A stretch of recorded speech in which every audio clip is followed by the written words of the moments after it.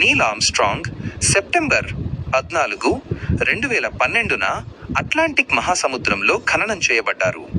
దీనిని burial at see అని పిలుస్తారు. నౌకాదళ గౌరవం. ఆయన ఒక గొప్ప వ్యోమగామి మాత్రమే కాదు, కొరియన్ యుద్ధంలో పాల్గొన్న అమెరికన్ నేవీ పైలట్ కూడా. నౌకాదళ సంప్రదాయం ప్రకారం గౌరవ సూచకంగా ఆయన చితాభస్మాన్ని సముద్రంలో కలిపారు. నౌక పేరు USS Philippine Sea. USS Philippine Sea అనే యుద్ధ నౌకపై ఈ కార్యక్రమం జరిగింది. ప్రైవేట్ కార్యక్రమం. ఈ అంతిమ యాత్రలో ఆయన భార్య కరోల్ ఆర్మ్స్ట్రాంగ్ మరియు ఇతర కుటుంబ సభ్యులు పాల్గొన్నారు. అమెరికన్ ఫ్లాగ్ను గౌరవంగా మడతపెట్టి కుటుంబ సభ్యులకు అందించడం, తుపాకులతో గాలిలోకి కాల్పులు జరపడం వంటి సైనిక మర్యాదలు నిర్వహించారు. ఆయన ఎందుకు సముద్రాన్ని ఎంచుకున్నారు? నీల్ ఆర్మ్స్ట్రాంగ్ చాలా నిరాడంబరమైన వ్యక్తి.